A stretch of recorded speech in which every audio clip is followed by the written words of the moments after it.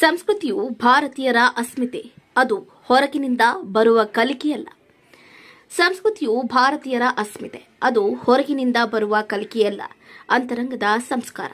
ಈ ಸಂಸ್ಕಾರವೇ ಭಾರತದ ಹಿರಿಮೆ ಎಂದು ತಿಳಿಸುತ್ತಾ ಭಾರತ ದೇಶದ ಜನಸಂಖ್ಯೆಯಲ್ಲಿ ಮೊದಲ ಸ್ಥಾನ ಪಡೆದಂತೆ ಸಂಶೋಧನೆ ಹಾಗೂ ವಿಜ್ಞಾನ ಕ್ಷೇತ್ರಗಳಲ್ಲಿ ಪ್ರಥಮ ಸ್ಥಾನದಲ್ಲಿ ಬರಬೇಕು ಅಂತ ಶ್ರೀ ಆದಿಚುಂಚನಗಿರಿ ಮಹಾಸಂಸ್ಥಾನ ಮಠದ ಪೀಠಾಧ್ಯಕ್ಷರಾದ ಪರಮಪೂಜ್ಯ ಜಗದ್ಗುರು ಶ್ರೀ ಶ್ರೀ ಶ್ರೀ ನಿರ್ಮಲಾನಂದ ಸ್ವಾಮೀಜಿಗಳು ತಮ್ಮ ಆಶ್ರಯವಚನದಲ್ಲಿ ತಿಳಿಸಿದರು. ದಿನಾಂಕ 18/4/2024 ಗುರುವಾರ ಸಂಜೆ 5 ಗಂಟೆಗೆ ಶೇಷಾದ್ರಿಪುರಂ ಶಿಕ್ಷಣ ದತ್ತಿಯ ಶೇಷಾದ್ರಿಪುರಂ ಸಂಜೆ ಕಾಲೇಜು ನ್ಯಾಕ್ನಿಂದ ರಾಷ್ಟ್ರೀಯ ಮೌಲ್ಯಮಾಪನ ಮತ್ತು ಮಾನ್ಯತಾ ಮಂಡಳಿ ಎ ಶ್ರೇಣಿ ಮಾನ್ಯತೆ ಪಡೆದ ಸಂದರ್ಭದಲ್ಲಿ ಅಭಿನಂದನಾ ಕಾರ್ಯಕ್ರಮವನ್ನು ಹಮ್ಮಿಕೊಂಡಿತು. ಈ ಕಾರ್ಯಕ್ರಮದ ದಿವ್ಯ ಸಾನ್ನಿಧ್ಯವನ್ನು ಸ್ವಾಮೀಜಿಯವರು ವಹಿಸಿದ್ದರು. ನ್ಯಾಕ್ನ ವೆಬ್ಸೈಟ್ನ ದತ್ತಾಂಶ ದಾಖಲೆಯ ಪ್ರಕಾರ ಭಾರತದಲ್ಲಿ ಎ ಶ್ರೇಣಿ ಪಡೆದ 2ನೇ ಸಂಯೋಜಿತ ಸಂಜೆ ಕಾಲೇಜು ಹಾಗೂ ದಕ್ಷಿಣ ಭಾರತದಲ್ಲಿ ಎ ಶ್ರೇಣಿ ಪಡೆದ ಮೊದಲ ಸಂಯೋಜಿತ ಸಂಜೆ ಕಾಲೇಜು ಅನ್ನುವಂತಹ ಪ್ರಶಂಸೆಗೆ ಶೇಷಾದ್ರಿಪುರಂ ಸಂಜೆ ಕಾಲೇಜು ಪಾತ್ರ ಆಗಿದೆ.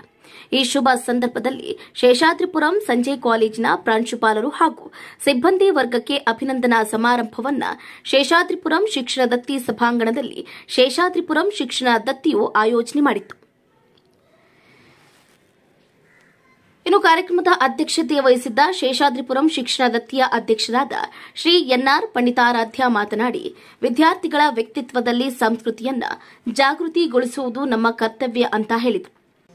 ಶೇಷಾದ್ರಿಪುರಂ ಶಿಕ್ಷಣ ದತ್ತಿಯ ಗೌರವ ಪ್ರಧಾನ ಕಾರ್ಯದರ್ಶಿ ಹಾಗೂ ಶಿಕ್ಷಣ ತಜ್ಞ ನಾಡೋಜ ಡಾ ಊಡೆ ಪಿ ಕೃಷ್ಣ ಅವರು ಪ್ರಾಸ್ತಾವಿಕ ನುಡಿಗಳೊಂದಿಗೆ ಸಭೆಯನ್ನ ಸ್ವಾಗತಿಸುತ್ತಾ ಶಿಕ್ಷಣ ಮತ್ತು ಸಂಸ್ಕಾರ ಶೇಷಾದ್ರಿಪುರಂ ಶಿಕ್ಷಣ ಸಂಸ್ಥೆಗಳ ತಳಹದಿ ಪ್ರಪಂಚದಾದ್ಯಂತ ಇರುವ ಸಾವಿರಾರು ವಿದ್ಯಾರ್ಥಿಗಳು ವಿವೇಕಯುತ ಜೀವನವನ್ನ ಕಟ್ಟಿಕೊಳ್ಳುವುದಕ್ಕೆ ನಮ್ಮ ಶೇಷಾದ್ರಿಪುರಂ ಶಿಕ್ಷಣ ಸಂಸ್ಥೆ ಅವಿರತವಾಗಿ ಶ್ರಮಿಸಿದೆ. ನಮ್ಮ ಸಂಜೆ ಕಾಲೇಜಿನ ಸಾಧನೆ ರಾಷ್ಟ್ರ ಮಟ್ಟದಲ್ಲಿ ಗುರುತಿಸುವಂತಾಗ್ತಾ ಇದೆ. ಈ ಸಾಧನೆಗೆ ಶೇಷಾದ್ರಿಪುರಂ ಸಂಜೆ ಕಾಲೇಜಿನ ಪ್ರಾಂಶುಪಾಲರಿಗೆ ಹಾಗೂ ಎಲ್ಲಾ ಸಿಬ್ಬಂದಿ ವರ್ಗದವರಿಗೆ ಅಭಿನಂದನೆಗಳನ್ನು ತಿಳಿಸಿದರು. ಇನ್ನು ಈ ಸಮಾರಂಭದಲ್ಲಿ ಶೇಷಾದ್ರಿಪುರಂ ಸಂಜೆ ಕಾಲೇಜು ಎ ಶ್ರೇಣಿ ಮಾನ್ಯತೆ ಪಡೆಯಲು ಶ್ರಮಿಸಿದ ಕಾಲೇಜಿನ ಆಡಳಿತ ಮಂಡಳಿಯ ಪ್ರತಿನಿಧಿಗಳು ಹಾಗೂ ಶೇಷಾದ್ರಿಪುರಂ ಶಿಕ್ಷಣ ದತ್ತಿಯ ಧರ್ಮದರ್ಶಿಗಳು ಆದಂತಹ ಶ್ರೀ ಡಬ್ಲ್ಯೂಡಿ ಅಶೋಕ್ ಅವರಿಗೆ ಹಾಗೂ ಕ್ರಿಯಾಶೀಲ ಪ್ರಾಂಶುಪಾಲರಾದ ಡಾ ಎನ್ಎಸ್ ಸತೀಶ್ ಅವರಿಗೆ ಮತ್ತು ಆಂತರಿಕ ಗುಣಮಟ್ಟ ಭರವಸೆ ಕೋಶ ಐಕ್ಯೂಎಸಿ ಸಂಯೋಜಕರಾದ ಶ್ರೀಮತಿ ನಾಗಸುಧಾ ಆರ್ ಇವರುಗಳಿಗೆ ಸನ್ಮಾನ ನೆರವೇರಿಸಲಾಯಿತು ಹಾಗೂ ಸಮಸ್ತ ಸಿಬ್ಬಂದಿ ವರ್ಗಕ್ಕೆ ಅಭಿನಂದನೆಗಳನ್ನು ಸಲ್ಲಿಸಲಾಯಿತು. ಇನ್ನು ಇದೇ ಸಂದರ್ಭದಲ್ಲಿ ಶೇಷಾದ್ರಿಪುರಂ ಶಿಕ್ಷಣ ದತ್ತಿಯ ಉಪಾಧ್ಯಕ್ಷರಾದ ಟಿಎಸ್ ಹೆಂಜಾರಪ್ಪ, ಗೌರವ ಖಜಾಂಚಿಗಳಾದ ಬಿಎಂ ಪಾರ್ಥಸಾರಥಿ, ಸಂಜೆ ಕಾಲೇಜಿನ ಆಡಳಿತ ಸಲಹಾ ಮಂಡಳಿ ಅಧ್ಯಕ್ಷರಾದ ಪಿಸಿ ನಾರಾಯಣ ಹಾಗೂ ಇತರ ಧರ್ಮದರ್ಶಿಗಳು ವೇದಿಕೆ ಮೇಲೆ ಉಪಸ್ಥಿತರಿದ್ದರು. ಬಿಬಿಎ ವಿಭಾಗದ ಸಂಯೋಜಕರಾದ ಶ್ರೀ ವಿನಯ್ ಸಾಗರ್ ಎಲ್ಎಸ್ ಕಾರ್ಯಕ್ರಮವನ್ನು ನಿರೂಪಣೆ ಮಾಡಿದರು. ಆಂಗ್ಲ ಭಾಷಾ ವಿಭಾಗದ ಮುಖ್ಯಸ್ಥರಾದ ಶ್ರೀ ದರಪ್ಪ ಕೊನ್ನೂರು ಅವರು ಕಾರ್ಯಕ್ರಮಕ್ಕೆ ವಂದನೆಗಳನ್ನು ಸಲ್ಲಿಸಿದರು.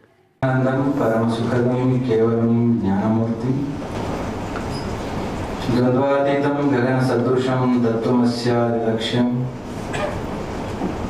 एकं नित्यं विमलम् अचलं सर्वधी साक्षिभूतं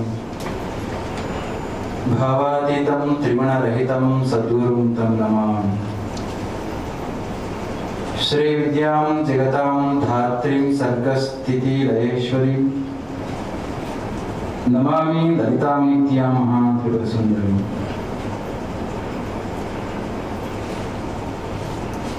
सुंदर संजय ಶೇಷಾದ್ರಿಪುರಂ ಸಮೂಹ ಸಂಸ್ಥೆಗಳಲ್ಲಿ ಒಂದಾದ ಶೇಷಾದ್ರಿಪುರಂ ಸಂಜೆ ಕಾಲೇಜಿನ ಪ್ರಾಂಶುಪಾಲರಿಗೆ ಮತ್ತು ಸಿಬ್ಬಂದಿ ವರ್ಗದವರಿಗೆ ನ್ಯಾಕ್ ಸಂಸ್ಥೆಯಿಂದ ನಮ್ಮ ಸಂಸ್ಥೆಯನ್ನು ಇವ್ಯಾಲ್ಯೂಯೇಷನ್ ಮಾಡಿ ಕೊಟ್ಟಂತ ಎ ಶ್ರೇಯಾಂಕದ ಶ್ರೇಯಸ್ಸಿನ ಅಭಿನಂದನೆಯ ಪವಿತ್ರ ಕಾರ್ಯಕ್ರಮ ಇದು.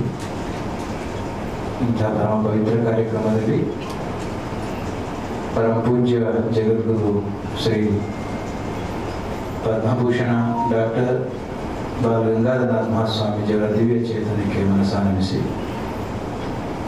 ಸಂಸ್ಥೆಯ ಅಧ್ಯಕ್ಷರಾಗಿ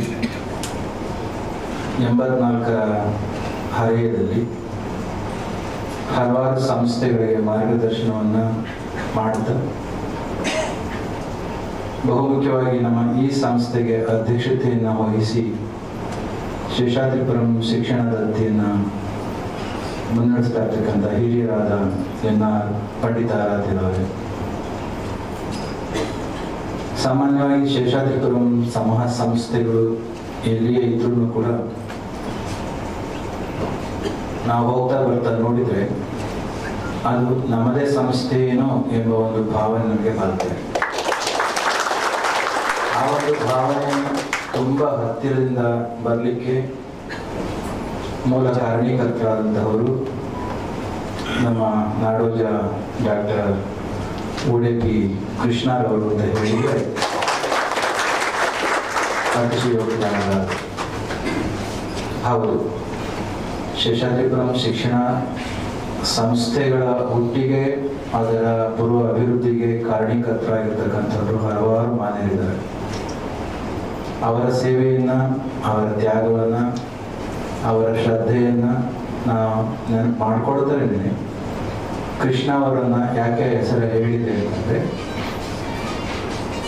ಕೃಷ್ಣ ಅವರ ಪರಿಚಯ ಇಲ್ಲ ಅಂದಿದ್ದರೆ ನೀವು ಕರೆದ ತಕ್ಷಣ ನಾನು ಏನೇ ಸಮಸ್ಯೆಗಳು ಆ ಶೆಡ್ಯೂಲ್ಸ್ ಇದ್ರೂ ಕೂಡ ಬಿಟ್ಟು ಬರಲಿಕ್ಕೆ ಕಾರಣ ಆಗ್ತಾ ಇದ್ದಿಲ್ಲೋ ಗೊತ್ತಿಲ್ಲ.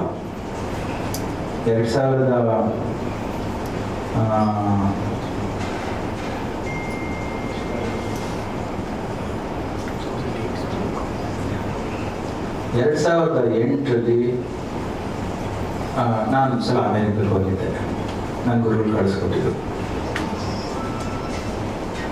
ನಮ್ಮ ದೇಶದ ಕೀರ್ತಿ ಪತಾಕೆಯನ್ನು ದಾಸ್ಯದಲ್ಲಿ ದೇಶ ಮುಳುಗಿದ ಕಾಲಘಟ್ಟದಲ್ಲಿ ಯಾವ ವ್ಯಕ್ತಿ ಜಗತ್ತಿಗೆಲ್ಲ ಪಸರಿಸಿದ್ರು, ಭಾರತ ಕೇವಲ ಗುಲಾಮಗಿರಿಯ ದೇಶ ಅಷ್ಟೇ ಅಲ್ಲ, ಇದು ಜಗತ್ತಿಗೆ ಜ್ಞಾನವನ್ನು ಕೊಟ್ಟ ದೇಶ ಅಂತ ಹೇಳಿದಂಥ ಮಹಾನುಭ ಸಂತ ಯಾರು? ಸ್ವಾಮಿ ವಿವೇಕಾನಂದರು. ಆ ಕೀರ್ತಿ ಪತಾಕೆಯನ್ನು ಜಗತ್ತಿಗೆ ಎತ್ತಿ ತೋರಿಸಿದಂತಹದ್ದು ವಿವೇಕಾನಂದರು ಶಿಕಾಗೋಗಿಂದ, ಅಮೆರಿಕದ ಶಿಕಾಗೋ ನಗರದಿಂದ. ನಾವು ಶಿಕಾಗೋ ಹೋಗಿದ್ದ ಸಂದರ್ಭದಲ್ಲಿ ಅವತ್ತಿಗೂ ಕೂಡ ಜಗತ್ತಿನ ಈ ಬಹು ಎತ್ತರದ ಒಂದು ಮಹಡಿ building, skyscraper, CS tower ಅಂತ. I don't know invented what exactly it spells. Seer ಅಂತಂದ್ರೆ ಸನ್ಯಾಸಿ ಅಂತ. ಸಿಯರ್ ಅಂತಂದ್ರೆ one who has seen the ultimate absolute truth, one who sees not through these eyes rather from inside. So such people are called as seers.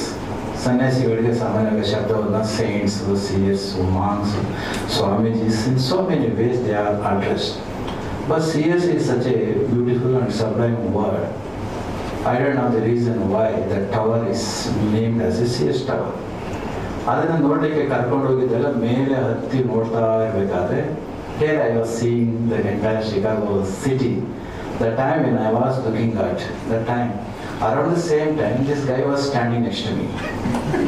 Then I didn't know what was that. ನನ್ನ ಪಕ್ಕ ಇನ್ನೊಬ್ರು ಇದ್ರು, ಅವರು ಹೇಳಿದ್ರು, this is so and so. ನಿಜವೂ ನನಗೆ ಗೊತ್ತಿರಲಿಲ್ಲ, ಅವೇನು ಬೇಸರ ಮಾಡ್ಕೊಳ್ಬೇಕಂತ ಅವಶ್ಯಕತೆ ಇರಲಿಲ್ಲ. ಅಂದರೆ 110 ಮಹಡಿ ಎತ್ತರ ಇರ್ತಕ್ಕಂಥ 110 ಫ್ಲೋರ್ಸ್ CS ಟವರಿಂದ ಮೇಲ್ಗಡೆ. When I was seeing the entire city of Chicago, that is from that height, this guy was introduced to me. Even today, that relationship is being continued for many years. ಕಳೆದ ಅಷ್ಟು ವರ್ಷಗಳಿಂದ 2, 3, 5, almost for last 15 years, we have been living, we have been working, we have been serving the society together. So when you look at the person like him, person like these guys, those who have been sitting, ಇಲ್ಲಿ ಕುಳಿತಿರ್ತಕ್ಕಂಥದ್ದು ನೋಡಿದರೆ, ಸಂಜೆ ಕಾಲೇಜಿನಲ್ಲಿ ಓದಲಿಕ್ಕೆ ಅಥವಾ ಕಾಲೇಜುಗಳಿಗೆ ಓದಲಿಕ್ಕೆ ಬರ್ತಕ್ಕಂಥ ಮಕ್ಕಳಿಗೆ ಒಂದು ವಿಷನ್ ಸೆಟ್ ಆಗುತ್ತೆ. ಒಂದು ಹಂತದವರೆಗೂ ನಮ್ಮ ಬದುಕಿಗೋಸ್ಕರ ಒಂದಿಷ್ಟು ಎಜುಕೇಷನ್ ಬೇಕು, ಒಂದಿಷ್ಟು ಅರ್ನಿಂಗ್ ಕೂಡ ಬೇಕಾಗ್ತದೆ. ಈ ಒಂದು ತರಷ್ಟು ಮುಗಿದ ತಕ್ಷಣನೇ ವ್ಯಕ್ತಿಗೆ ನಿಜವಾಗಿ ಕೂಡ ಮನುಷ್ಯ ಆದರೆ ನನ್ನ ಅವಶ್ಯಕತೆ ಮುಗೀತು, ನನ್ನ ಕುಟುಂಬದ ಅವಶ್ಯಕತೆ ಕೂಡ ಮುಗಿದಿದೆ. ಇಂತಹ ಹೊತ್ತಿನಲ್ಲಿ still if I am indulging to take care of my own family, my own kids and kins, if I don't have the responsibility to look into the society, towards the society, then what such person should be called? Selfish fellow. ಸ್ವಾರ್ಥಿತ ಕರಿಬೇಕು.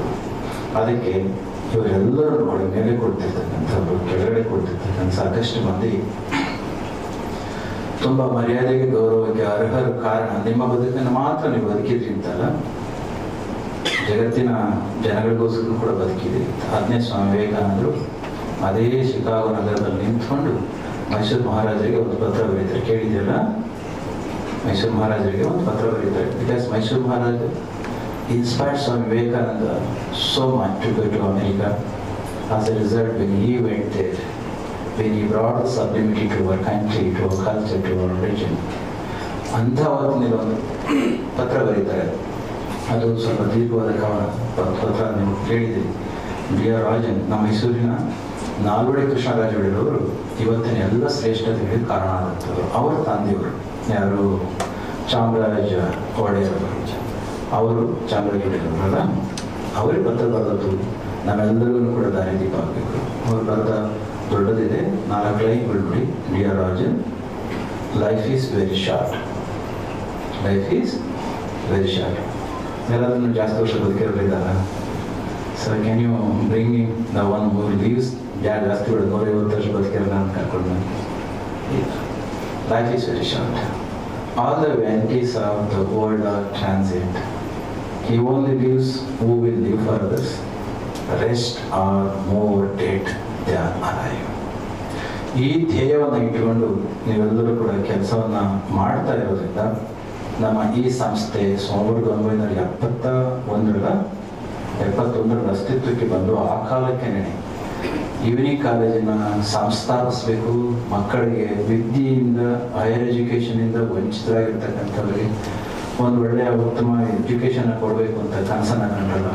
ಅದಕ್ಕೆ ಒಟ್ಟು ದೇಶ ಮತ್ತು ಸಮಾಜ ಧನ್ಯವಾದಗಳನ್ನ ಖಂಡಿತ ಅರ್ಪಿಸಬೇಕು. ಕಾರಣ ಏನು? 60 ದಶಕದಲ್ಲಿ ನಾವೆಲ್ಲರೂ ಕೂಡ ಗೊತ್ತು. 60 ದಶಕದಲ್ಲಿ ಹುಟ್ಟಿ ಬೆಳೆದಿರ್ತಕ್ಕಂಥವ್ರು ಒಂದೊತ್ತಿನ ಊಟಕ್ಕನ್ನು ಕೂಡ ಪರದಾಡ್ತಕ್ಕಂಥ ಪರಿಸ್ಥಿತಿ ನಮ್ಮ ದೇಶದಲ್ಲಿತ್ತು. ಸಾಕಷ್ಟು ಮಂದಿ ಇತ್ತು, ಹೌದಾ? ಅಂತಹ ಹೊತ್ತಿನಿಂದ ಹಿಡಿದು ಇವತ್ತಿನವರೆಗೆ ನಾವು ಸಾಗಿ ಬಂದಿರ್ತಕ್ಕಂಥ ದಾರಿಯನ್ನು ನೋಡಿದರೆ ಯಾರದೆಲ್ಲ ಕಾಂಟ್ರಿಬ್ಯೂಷನ್ ಇವತ್ತಿನ ಹೆಗ್ಗಳಿಕೆಗೆ ಕಾರಣೀಭೂತ ಆಗಿದೆ ಅಂದರೆ ಎಲ್ಲರೂ ಕೂಡ ಸ್ಮರಿಸಬೇಕಾಗುತ್ತೆ. ಒಂದು ತಮಾಷೆ ಹೇಳ್ತಾ ಇದ್ದ ಒಂದು ಮಾತನ್ನು ನಾವು ಕೇಳ್ತಾ ಇದ್ವಿ, ಅದು ಯಾರು ಊಟ ಹಾಕಿದ್ರು ಗೊತ್ತಿಲ್ಲ, ಬಟ್ ಅದು ಸತ್ಯಕ್ಕೆ ಹತ್ರ ಅಂತ ನನಗೂ ಅನಿಸುತ್ತೆ. ಅವರು ಏನು ಹೇಳ್ತಾ ಇದ್ರಂತೆ, ಅಮೆರಿಕದವರು, ಇವತ್ತು ಯಾರು ನಾನು ಕರೀತಿದ್ದೇವೆ ಮತ್ತೆ ಅಮೆರಿಕ ನೆನೆಸ್ಕೊಳ್ತಾ ಇದ್ದೇನೆ, ಏನು ಹೇಳ್ತಿದ್ರಂತೆ, ಅಮೆರಿಕ ದೇಶದ ತಾಯಂದರು ಈ ಭಾರತ ದೇಶದ ಬಡತನವನ್ನು, ನಿರ್ಗತಿಕ ಸ್ಥಿತಿಯನ್ನು ನೋಡಿ ಊಟ ಮಾಡಿಸೋ ಟೈಮ್ನಲ್ಲಿ ಗುಮ್ಮನ ತೋರಿಸಿ ಊಟ ಮಾಡಿಸಿದ್ರಲ್ಲ ಅಂದರು. ಆ ರೀತಿ ಅವ್ರು ಹೇಳೋದಂತೆ, their children eat fast, if not those poverty-ridden poor children of India, they are going to eat away, they are going to steal away your food ಅಂತ ಹೇಳಿ ಊಟ ಮಾಡಿಸ್ತಿದ್ದಾರೆ. ನಿರ್ಗತಿಕ ಭಾರತ ದೇಶದ ಮಕ್ಕಳು ಒಂದು ನಿಮ್ಮ ಅನ್ನ ಕಿತ್ಕೊಂಡು ಬಿಡ್ತಾರೆ, ಇವಾಗ ತಿಂದ್ರಪ್ಪ ಅಂತ ಬಡಿಸ್ತಿರ್ತಾರೆ. Such was our condition. ಕಾಲ ಗೊತ್ತಾಯಿತು. ಇಂಥ ಸಂಸ್ಥೆಗಳೆಲ್ಲವೂ ಕೂಡ ಅಸ್ತಿತ್ವಕ್ಕೆ ಬಂತು. ಬಡತನದಲ್ಲಿ ಜೋಪಿಡಿದಿರ್ತಕ್ಕಂಥ ಮಕ್ಕಳು ಕೂಡ ವಿದ್ಯೆಯ ಮಹತ್ವನ ಅರ್ಥಕೊಂಡು education is the only tool for alleviating all our problems and all our misfortune things ಅಂತ ತಿಳ್ಕೊಂಡು when they started getting the education. ಈಗ ಅದೇ ತಾಯಂದ್ರು ಮನೆಯವರೆಗೂ ಹೇಳ್ತಾ ಇರುವಂಥ ಒಂದು ಮಾತು, ಒಬಾಮ ಅಧ್ಯಕ್ಷ ಆಗಿದ್ದ ಸಂದರ್ಭದಲ್ಲಿ ನಮ್ಮ ದೇಶದ 2ನ್ನ ಭಾಳ ನೆನಪು ಮಾಡ್ಕೊಳ್ತಿದ್ದ ಅಂತ ನಾನು ಕೇಳ್ಪಟ್ಟಿದ್ದೇವೆ. Of course it is mention in is several speeches also. ಒಂದು ನಮ್ಮ ದೇಶದ ಆಂಜನೇಯ ಸ್ವಾಮಿಯ ತಾಯಿತವನ್ನೇ ಅವರು ಜೋರು ಇಟ್ಕೊಂಡಿದ್ದೆ. ನಾನು ಕೂಡ ನೋಡಿದ್ದೇನೆ. ಯಾರಿಗೂ ಎಕ್ಸ್ಪ್ಲೇನ್ ಮಾಡ್ತಾರೆ, ನಮ್ಮ ವಿಡಿಯೋನೂ ಕೂಡ ಇದೆ. You can view that video in YouTube. ಏನು ಹೇಳ್ತಾರೆ, this is monkey god called Hanuman. ಹೀಗೆ ಹೇಳ್ತೇನೆ ನಾನು, ಅದನ್ನು ಮುಂದೆ ಓದ್ಕೊಳ್ಳಿ. ಅದರ ಜೊತೆ ನಾವು ಹೇಳ್ತಾ ಇದ್ದದ್ದು, ಯಾವುದಾದ್ರು ಶಾಲಾ ಕಾಲೇಜುಗಳಿಗೆ ಹೋದರೆ, dear students, you study properly, education should be such, the learning process and the concept should be such, go and learn from Bengalurians ಅಂತ ಹೇಳ್ತಾ ಇದ್ದಾರೆ.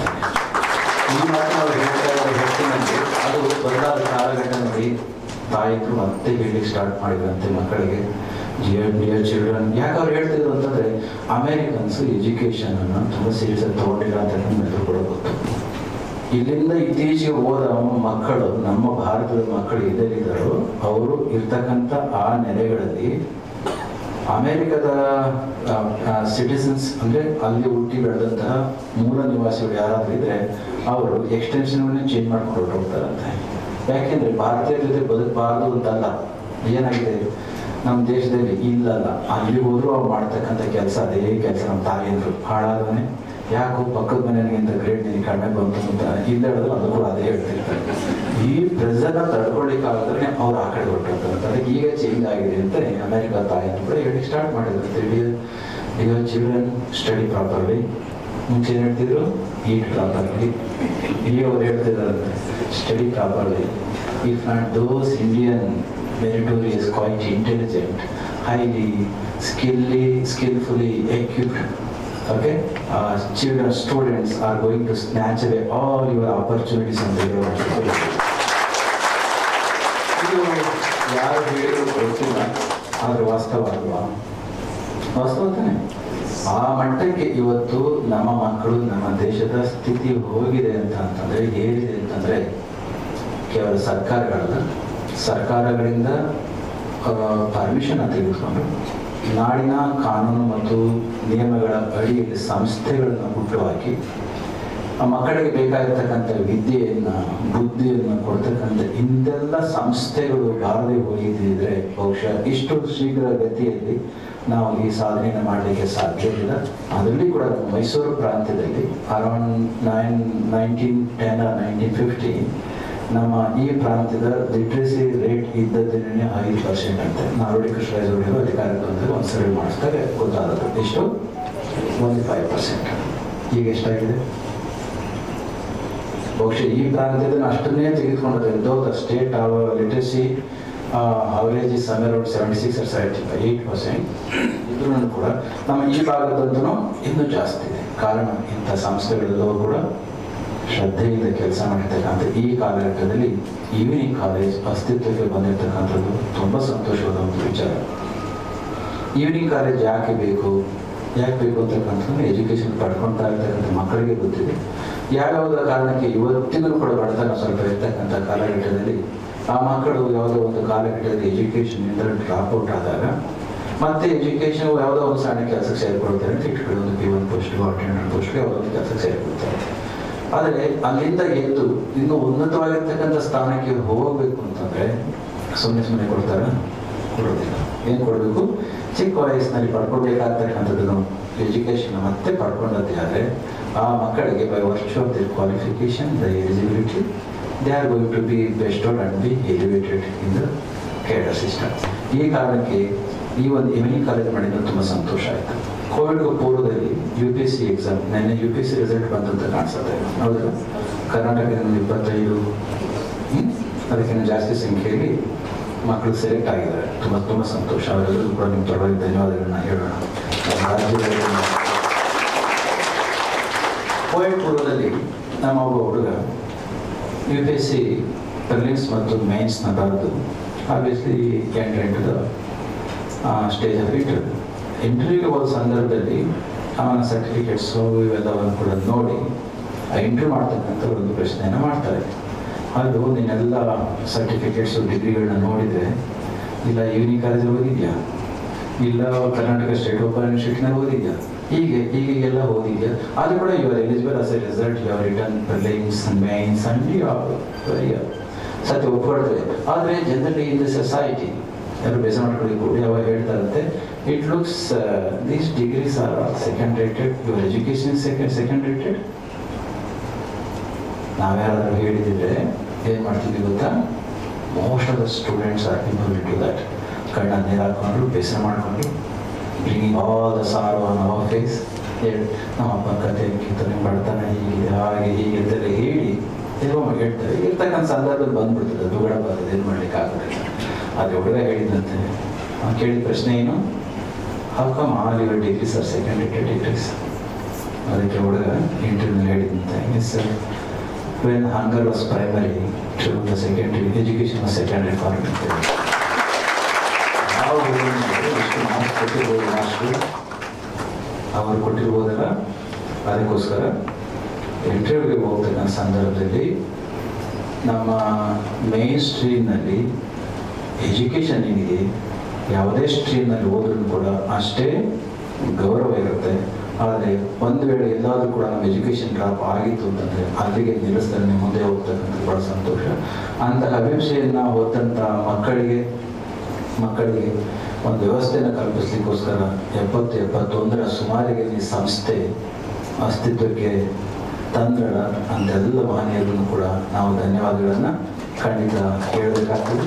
ಇನ್ನು ಇವತ್ತು ನಾವು ಇದೆಲ್ಲ ಸೇರಲಿಕ್ಕೆ ಒಂದು ಕಾರಣೀಭೂತವಾಯಿತು. ಏನದು, ನಮ್ಮ ಸಂಸ್ಥೆಗೆ ನ್ಯಾಕ್ ಬಂದಿದೆ ಅಂತಂದರೆ ಸೊ B+ ಅಂಥದ್ದು ಬಂದಿರೋದು A ಗ್ರೇಡ್ ಬಂದಿದೆ. ಈ A ಗ್ರೇಡ್ಗೆ ಶ್ರಮಿಸಿರ್ತಕ್ಕಂಥ ಅಧ್ಯಾಪಕ, ಪ್ರಾಧ್ಯಾಪಕ, ಅದಕ್ಕೆ ಸಂಬಂಧಿಸಿದ ಎಲ್ಲ ಸಿಬ್ಬಂದಿ ವರ್ಗದವರಿಗೆ ಒಂದು ಗೌರವಿಸ್ತಕ್ಕಂಥ ಕಾರ್ಯಕ್ರಮವನ್ನು ಇಟ್ಕೊಂಡು ಸ್ವಾಮಿಗಳನ್ನು ಕರೆಸಿದಂಥದ್ದು ತುಂಬ ಸಂತೋಷವಾಗಿರ್ತಕ್ಕಂಥ ವಿಚಾರ. ಆ 7 ಆಸ್ಪೆಕ್ಟ್ಸ್ ಏನಿದಾವಲ್ಲ ನಮ್ಮ ನ್ಯಾಕ್ ಕ್ರೈಟೀರಿಯಾದಲ್ಲಿ, ಯಾವ್ಯಾವುದು ಅಕಾಡೆಮಿಕ್ ಎಕ್ಸಲೆನ್ಸು, ಆಮೇಲೆ teaching, learning and evaluation process ನೋಡಿರ್ತಾರೆ. ಏನಾದರೂ ಮೆಥಡ್ ಯಾವ ರೀತಿ ಟೀಚ್ ಮಾಡೋದು ಇವುಗಳು ಹೆಂಗೆ ಕಲ್ತ್ಕೊಳ್ತವೆ, ಅಥವಾ ಹೇಗೋ ಕಲ್ತ್ಕೊಳ್ಳಿಂದ ಬಿಟ್ಟುಬಿಡ್ತಾರ, ಅಥವಾ ಒಂದು ಸರಿಯಾದ ರೀತಿಯಾಗಿರ್ತಕ್ಕಂಥ ಲರ್ನಿಂಗ್ ಪ್ರಾಸೆಸ್ನ ಇಂಟ್ರೊಡ್ಯೂಸ್ ಮಾಡಿದ್ದಾರೆ, ಮತ್ತು ಇವ್ಯಾಲ್ಯೂಯೇಷನ್ ಪ್ರಾಸೆಸ್ ಹೇಗಿದೆ ಇದನ್ನು ಕೂಡ ನೋಡಿರ್ತಾರೆ. ಇನ್ನು ರಿಸರ್ಚ್, ಸಾಮಾನ್ಯವಾಗಿ ಸಾಕಷ್ಟು ಸಂಸ್ಥೆಗಳು, ಅದರಲ್ಲಿ ಕೂಡ ನಮ್ಮ ದೇಶದಲ್ಲಿ ತುಂಬ ಮಾರ್ಕ್ಸ್ ಕಡಿಮೆ ಬರ್ತಕ್ಕಂಥದ್ದು ಯಾವುದರಲ್ಲಿ, ರಿಸರ್ಚಲ್ಲಿ. ಅದರಲ್ಲೂ ಕೂಡ ನಾನ್ ಟೆಕ್ನಿಕಲ್ ಇನ್ಸ್ಟಿಟ್ಯೂಷನ್ಸ್, ನಾನ್ ಬೇಸಿಕ್ ಸೈನ್ಸ್ ಎಜುಕೇಷನ್ ಬಿಟ್ಟು ಕೇಳಿದ್ದಾರೆ, ನಾವೇನು ರಿಸರ್ಚ್ ಮಾಡ್ತಿದ್ದೀವಿ ಸರ್ ಅಂತ ಹೇಳ್ತಾರೆ. ಅದೇ ಆ್ಯಕ್ಚುಲಿ ಸಾಕಷ್ಟು ಸಮಯ ಆಗಿದೆ, 6 ಗಂಟೆಗೆ ಇದು ಮುಗಿಬೇಕಾಗಿತ್ತು. ನಾನು 6 ಗಂಟೆಗೆ ಪ್ರಾರಂಭ ಆಗುತ್ತೆ ಅಂತ ಬೇಕಂದ್ರೆ ಉಪಹಾರ ಅಂತ ಅಂದ್ಬಿಟ್ಟು ಹಾಕ್ಬಿಟ್ಟು 6 ಗಂಟೆ ಅಂತ ಮುಂದಕ್ಕೆ ಹಾಕ್ಬಿಟ್ಟಿದ್ದಾರೆ. ಅದು ಆಗಲಿದ್ದು ನಡೀತಿತ್ತು. ನಾನು ಇನ್ವಿಟೇಷನ್ ಕೊಟ್ಟಾಗ 6 ಗಂಟೆ ಅಂತ ನೋಡಿದೆ, 6 ಗಂಟೆ ಏನಂತ ನೋಡಲಿಲ್ಲ. ಆಮೇಲೆ ಗೊತ್ತಾಯಿತು, ಕೃಷ್ಣ ಅವ್ರಿಗೆ ಮಾತನಾಡಿದಾಗ right at 6 o'clock I will be there, don't worry ಅಂತ ಹೇಳಿ. No Swamiji it is at 5 o'clock, 6 o'clock ಈಗ ಇನ್ವಿಟೇಷನ್ ಸರಿಯಾಗಿ ನೋಡಿ ಅಂತ ಹೇಳಿದ್ರು. ನೋಡಿದರೆ ಲಘು ಉಪಹಾರ ಅಂತ ಹಾಕಿದ್ದಾರೆ. That would not have mention. ಅದಕ್ಕೆ ಜಾಸ್ತಿ ಮಾತಾಡಲಿಕ್ಕೆ ಹೋಗೋದು ಬೇಡ. ಸಾಮಾನ್ಯವಾಗಿ ನಾವು ಬೇರೆ ಡಿಗ್ರಿಗಳಲ್ಲಿ ಹೇಳಿ ಇಂತಹ ಕೋರ್ಸ್ಗಳಲ್ಲಿ ರಿಸರ್ಚ್ ನಾವೇನು ಮಾಡೋದಿದೆ, ಇನೋವೇಷನ್ ನಾವೇನು ಮಾಡೋದಂತ ಒಂದು ಭಾವನೆ ಇರ್ತದೆ. ಆದರೂ ಕೂಡ ನ್ಯಾಕ್ ಬಂದಂತಹ ಸಂದರ್ಭದಲ್ಲಿ ಎಲ್ಲವನ್ನೂ ಕೂಡ ನೋಡ್ತಾರೆ. ಪ್ರತಿಯೊಂದು ಸ್ಟ್ರೀಮ್ನಲ್ಲಿ, ಪ್ರತಿಯೊಂದು ಡೊಮೇನ್ನಲ್ಲೂ ಕೂಡ ತನ್ನದೇ ಆಗಿರ್ತಕ್ಕಂಥ ಫೀಲ್ಡ್ನಲ್ಲಿ ಒಂದು ಸಂಶೋಧನೆ ಮತ್ತು ಇನೋವೇಷನನ್ನು ಅವರು ಎಕ್ಸ್ಪೆಕ್ಟ್ ಮಾಡ್ತಾರೆ. ನಿಮ್ಮೆಲ್ಲರಿಗೂ ಕೂಡ ಗೊತ್ತಿದೆ, ಪ್ರತಿಯೊಂದು ಕ್ಷೇತ್ರಕ್ಕೂ ಕೂಡ ತನ್ನದೇ ಆಗಿರ್ತಕ್ಕಂಥ ಒಂದು ಶಕ್ತಿ, ಒಂದು ಸಂಶೋಧನೆ ಉಂಟು. ಸುಮ್ಮನೆ ಹೇಳಬೇಕು ಅಂತಂದರೆ ನಮ್ಮ ದೇಶದಲ್ಲಿ ಈ ಪೇಟೆಂಟ್ಗಳಂತ ಇರ್ತವೆ, ಕೇಳಿದ್ವಿ. ರಿಸರ್ಚ್ ವಿಚಾರ ಬಂದಾಗ ಪೇಟೆಂಟ್ಗಳಂತ ಮಾಡ್ತಾರೆ. Patent is almost the last but one step before translating our research into reality. ಈ ಪೇಟೆಂಟ್ಗಳು ಅಷ್ಟೊಂದು ಪ್ರಧಾನವಾಗಿರ್ತಕ್ಕಂಥ ಒಂದು ಘಟ್ಟ. ಅದು ನಮ್ಮ ದೇಶದಲ್ಲಿ ಸಾಕಷ್ಟು ಸಾಧನೆ ಆಗಿದೆ. ಈ ರಿಸರ್ಚ್ ಮತ್ತು ಇನೋವೇಷನ್ಗೆ ನಮ್ಮ ಸರ್ಕಾರಗಳು ಹೆಚ್ಚಿನ ಆದ್ಯತೆಯನ್ನು ನಮ್ಮ ಎಲ್ಲ ಇತಿಮಿತಿಯ ಮಧ್ಯೆಯೂ ಕೂಡ ಕೊಟ್ಟಿದೆ. ಸುಮಾರು 12 ವರ್ಷಗಳ ಹಿಂದೆ ಈ ರಿಸರ್ಚ್ ಮತ್ತು ಇನೋವೇಷನ್ ಈ ಒಂದು ಕ್ಷೇತ್ರಕ್ಕೆ 35-36 ಸಾವಿರ ಕೋಟಿ ನಮ್ಮ ದೇಶದ ಆರ್ಥಿಕತೆಯಲ್ಲಿ ವಿಸ್ತರಿಸ್ತಾ ಇದೆ. ಈಗ ಸುಮಾರು 1,30,000 ಕೋಟಿಗಳಿಗಿಂತ ಜಾಸ್ತಿ ಮಾಡಿದ್ದಾರೆ. ನಮ್ಮ ಕರ್ನಾಟಕದ ಆಲ್ಮೋಸ್ಟ್ 50% ಆಫ್ ದ ಬಜೆಟ್ ಬರೀ ರಿಸರ್ಚ್ ಆಕ್ಟಿವಿಟೀಸ್ಗೆ. But still it is far less than 1%, which is not sufficient. ಅದೇ ಬೇರೆ ದೇಶಗಳಿಗೆ ಹೋಲಿಸ್ಕೊಂಡ್ರೆ ಜಾಸ್ತಿ ಇರ್ತಿತ್ತು. ಇದರ ಹೊರತಾಗಿ ಈ ಪೇಟೆಂಟ್ ವಿಚಾರಕ್ಕೆ ಬಂದರೆ ಎಲ್ಲ ಕ್ಷೇತ್ರದಲ್ಲೂ ಕೂಡ ಕನ್ಸಿಡರ್ ಮಾಡ್ತಕ್ಕಂಥ ಕಾಲಘಟ್ಟದಲ್ಲಿ ನಮ್ಮ ದೇಶದಲ್ಲಿ ಯಾವ ಮಟ್ಟಕ್ಕೆ ಪೇಟೆಂಟ್ಗಳು, ನಮ್ಮ ದೇಶದ ಜನಸಂಖ್ಯೆ ಎಷ್ಟು? ಎಷ್ಟಪ್ಪ? Latest figure 144. ಓಕೆ, ಎಷ್ಟು ಯಾವ ದೇಶದ್ದು? ನಿಶ್ಚಯ ಆಯಿತು, ಖುಷಿ ಆಗಲ್ಲ. 2ನೇ ಪ್ಲೇಸ್ ಚೈನಾದಿದೆ. ಇನ್ನುಳಿದು ಸುಮ್ಮನೆ ಹೇಳ್ತೇನೆ, ಇವತ್ತಿಗೆ ಹೆಚ್ಚು ದೇಶಗಳನ್ನು ನಾವು ತೊಗೊಳೋಣ, ಈ ಟೈಮಿಲ್ಲ. 3 ದೇಶಗಳನ್ನು ತೊಗೊಳೋಣ. ನಮ್ಮದೊಂದು, ಚೈನಾ ಒಂದು, ಅಮೇರಿಕಾ ಒಂದು. 35 ಕೋಟಿ ಜನಸಂಖ್ಯೆ ಇರ್ತಕ್ಕಂಥ ಅಮೆರಿಕ ದೇಶದ ಪೇಟೆಂಟ್ಸ್ ಎಷ್ಟಿರ್ಬೇಕು? ಒಂದು 6 ಲಕ್ಷ ಅಷ್ಟೇ. ಎಷ್ಟು? 6 ಲಕ್ಷ. ಚೈನಾ ದೇಶದ್ದು 14 ಲಕ್ಷ. ನಮ್ಮ ದೇಶದ್ದು 66,000. ಖುಷಿ ಆಗುತ್ತಾ? ಮತ್ತೆ ಅವ್ರಿಗೆ ಭಾಳ ಖುಷಿ ಪಟ್ಟರೆ 144 ಕೋಟಿ ತಂದಿದ್ದೀವಿ. ಎಷ್ಟು? 66,000 ಪೇಟೆಂಟ್ಗಳನ್ನ ನಾವು ಮಾಡಿದ್ರೆ ಎಲ್ಲ ಕ್ಷೇತ್ರಗಳನ್ನು ಒಟ್ಟುಗೂಡಿಸಿ ಚೈನಾ 14 ಲಕ್ಷ, ಅಮೆರಿಕ 6 ಲಕ್ಷ, 35 ಕೋಟಿ 6 ಲಕ್ಷ. ಇಷ್ಟಕ್ಕೆ ಆ 6 ಲಕ್ಷ ಬಹುಶಃ ನಮ್ಮವರು ಜಾಸ್ತಿ ಇರ್ತಾರೆ, ಯಾಕೆಂದರೆ ಹೊರಟೋಗಿದ್ರು ನಮಗೆ. ಇದು ಯಾತಕ್ಕೆ ಇದು ಹೇಳಿದೆ, ನಿಮ್ಮ ಆ ಕ್ರೈಟೀರಿಯಾಗಳಲ್ಲಿ ರಿಸರ್ಚ್ ಇನೋವೇಷನ್ ಎರಡನ್ನು ಕೂಡ ಅವರು ನೋಡ್ತಾರೆ. ಇನ್ನು ಸಹಜವಾಗಿ ಒಳ್ಳೆ ಈ ಮಾರ್ಕ್ಸ್ ಇನ್ನೂ ಬಂದಿದ್ದಕ್ಕೆ ಸಾಧ್ಯ ಆಗುತ್ತಪ್ಪ ಅಂತಂದರೆ management, administration, rules and regulations ತುಂಬ ಅದ್ಭುತವಾಗಿದ್ದೀವಿ. ಕೊಡ್ತಿರ್ತಕ್ಕಂಥವ್ರನ್ನ ನೋಡಿದರೆ ಅವ್ರು ಹೆಚ್ಚಿನ ಮಾರ್ಕ್ಸ್ ಇದಕ್ಕೆ ಕೊಟ್ಟಿರ್ಬೋದು. ಹೌದಲ್ಲ? ಸಾಕಷ್ಟು ಮಾರ್ಕ್ಸ್ನ ಖಂಡಿತ ಕೊಟ್ಟಿರ್ತಾರೆ, ಅಷ್ಟು ಚೆನ್ನಾಗಿ ನಡೆಸ್ಕೊಂಡಿರ್ತಾರೆ. ಇನ್ನು ಹೊಡೆದಂತೆ ಬೆಸ್ಟ್ ಪ್ರಾಕ್ಟೀಸಸ್ ತುಂಬ ಚೆನ್ನಾಗಿದೆ. ಕೆಳಗಡೆ ಹೇಳುದು ಇಲ್ಲಿ ಬರೋವರೆಗೂ ಕೂಡ ಸಾಕಷ್ಟು ನಾವು ನೋಡಿದ್ದೀರ, ತುಂಬ ಒಳ್ಳೊಳ್ಳೆ ಪ್ರಾಕ್ಟೀಸ್ಗಳನ್ನ ಮಾಡ್ತಾರೆ. ಈ ರೀತಿ ಒಂದು 7 ಕ್ರೈಟೀರಿಯಾಸ್ಗಳ ಆಧಾರದ ಮೇಲೆ 7 ಆಸ್ಪೆಕ್ಟ್ಸ್ ಮೇಲೆ ನಿಮ್ಮನ್ನು ಅಸೆಸ್ ಮಾಡಿದರೆ as a result you have got A. ಬಹುಶಃ ಇತ್ತೀಚೆಗೆ ಗ್ರೇಡ್ ಸಿಸ್ಟಮ್ನ ಸ್ಟಾಪ್ ಮಾಡಿದ್ರೆ ಅಂತ ಕೇಳ್ಪಟ್ಟಿದ್ದಾರೆ. ಹೌದಲ್ಲ? ಇದುವರೆಗೂ ಏನಾಯಿತು ಅಷ್ಟೇ. ಇನ್ನು ಮುಂದೆ ಗ್ರೇಡ್ನ ಕೊಡೋದಿಲ್ಲ. I don't know what is the kind of system they are going to bring it to place. ಇಂತಹ ಹೊತ್ತಿನಲ್ಲಿ ಎ ಗ್ರೇಡ್ ಪಡ್ಕೊಂಡಂಥ ಗಳಿಗೆ ಸ್ವಾಮಿಗಳನ್ನ ಕರೆಸಿ ಇದಕ್ಕೆ ಶ್ರಮಿಸಿರ್ತಕ್ಕಂಥ ವಿದ್ಯಾರ್ಥಿಗಳು, ಸಿಬ್ಬಂದಿಗಳಿಗೆ ಗೌರವವನ್ನು ಸಲ್ಲಿಸ್ತಕ್ಕಂಥ ಕೆಲಸವನ್ನು ನಾವು ಮ್ಯಾನೇಜ್ಮೆಂಟ್ ಮಾಡಿರ್ತಕ್ಕಂಥ ಹೊತ್ತಿನಲ್ಲಿ ಬಂದದಕ್ಕೆ ತುಂಬ ಸಂತೋಷ ಆಗಿದೆ ಅಂತ ಹೇಳಿ, ಸಮಯಕ್ಕೆ ಸರಿಯಾಗಿ ಬಾರದೇ ಲೇಟಾಗಿ ಬಂದದ್ದು ಒಂದು ಹೆಬ್ಬಾಳು ಸರ್ಕಲಿನ ಟ್ರಾಫಿಕ್ಕು, ಇನ್ನೊಂದು 6 ಗಂಟೆಯ ಮಿಸ್ಅಂಡರ್ಸ್ಟ್ಯಾಂಡಿಂಗ್ ಟೈಮ್. ಮತ್ತೊಮ್ಮೆ ಯಾವುದಾದ್ರೂ ಒಂದು ಸಂದರ್ಭದಲ್ಲಿ ನಾವು ಸಂಸ್ಥೆಗೆ ಬರಬೇಕು ಅಂತ ಆಸೆಯನ್ನು ಹೊತ್ಕೊಂಡಿದೆ ಅಂತ ಇಲ್ಲಿ ಹೇಳಿ ಬಂದಿರ್ತಕ್ಕಂಥ ನಮ್ಮ ಮಕ್ಕಳಿಗೆ ಸ್ಟೂಡೆಂಟ್ಸ್ ದೋಸ್ ಈವ್ನಿಂಗ್ ಕಾಲೇಜ್ ನೀವು ತುಂಬ ಚೆನ್ನಾಗಿ ಓದಿ, ಜೊತೆಗೆ ಈವ್ನಿಂಗ್ ಕಾಲೇಜಲ್ಲಿ ಯಾರೋ ಮುಗಿದು ಒಳ್ಳೆ ಕೆಲಸ ಇತ್ತು ಅಲ್ಲಿಗೆ ನಿಲ್ಲಿಸ್ತಾರೆ. ಮತ್ತು ಮಾಸ್ಟರ್ಸು, PhDಗಳು, ರಿಸರ್ಚು, ಪೇಟೆಂಟ್ಗಳು ಇವೆಲ್ಲವನ್ನು ಕೂಡ ಮಾಡ್ತಾ ರಾಷ್ಟ್ರಕ್ಕೆ ಒಂದು ಕೀರ್ತಿನ ತನಿ ಅಂತ ಮಾತನ್ನ ಈ ಸಂದರ್ಭದಲ್ಲಿ ನಮ್ಮ ಅಧ್ಯಕ್ಷರು ಕೊನೆಯದ ಒಂದು ಮಾತನ್ನು ಹೇಳಿದರು, ಸಂಸ್ಕೃತಿಯನ್ನು ನಮ್ಮ ಮಕ್ಕಳು ಬಿಡಬಾರ್ದು. ಕಲ್ಚರ್ ಐಡೆಂಟಿಟಿ, ಯಾರೋ ಒಬ್ಬ ವ್ಯಕ್ತಿನೂ ಕೂಡ ಹೇಳ್ತಾನೆ, culture is my personality and it is my identity ಅಂತ. ಏಕೆಂದರೆ ಹೂವು ದೂರ ಒಂದು ಪರಿಮಳ ಬರ್ತಾ ಇತ್ತು ಅಂತಂದರೆ easily you can make out to which category that flower belongs. ಹೌದಲ್ಲ? ಒಂದು ಮಲ್ಲಿಗೆ ಹೂವು ಸ್ವಲ್ಪ ಹೊತ್ತಿದ್ದು ಹೋಗಿದ್ರು ಕೂಡ ಅದರ ಅನುಪಸ್ಥಿತಿಯಲ್ಲಿ ಕೂಡ ನಾವು ಒಳಗಡೆ ಬಂದಾಗ just through that fragrance can't we make out to which category it belongs to.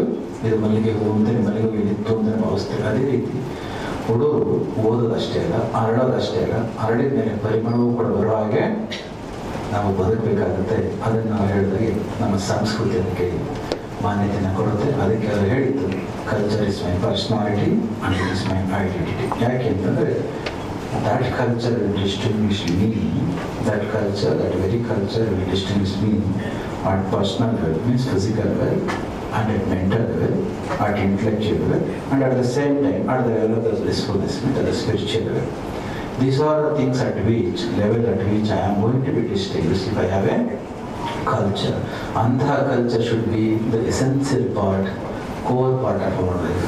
If that culture be embedded and infused into the deep layers of our existence, obviously we are going to be respected irrespective of the qualifications you are going to hold.